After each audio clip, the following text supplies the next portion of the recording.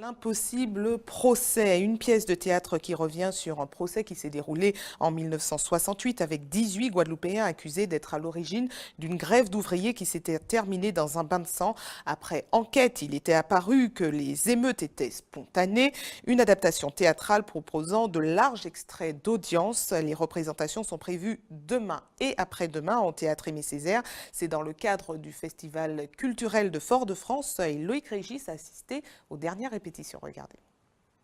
Voilà ce que dit cet officier de police. Merci à vous.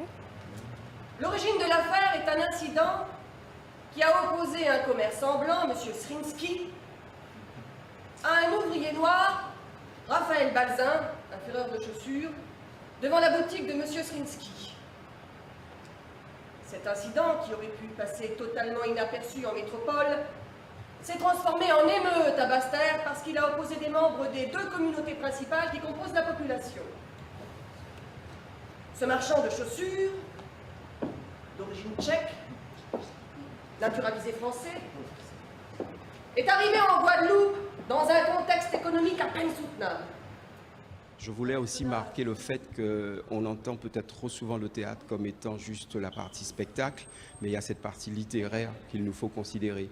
Donc l'écriture même de la pièce tient aussi de cette intention, de proposer en lecture une histoire, donc sous cette forme théâtrale qui revêt, on va dire, un certain nombre de caractéristiques qu'on ne trouve pas dans le roman, qu'on ne trouve pas dans l'essai.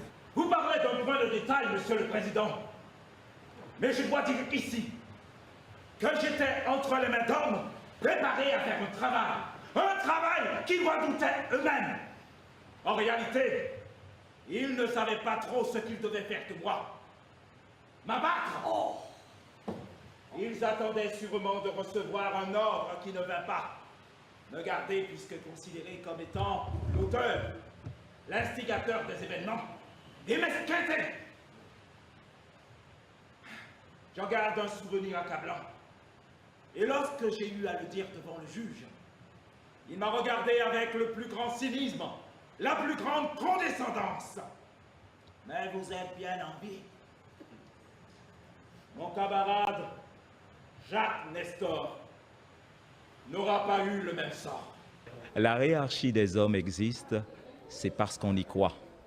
Voilà, donc il faut changer les choses. Et puis je crois qu'on peut avoir un regard lucide sur notre pays. Et puis je crois que, comme disait Aimé Césaire, c'est pour la fin universelle et la paix universelle.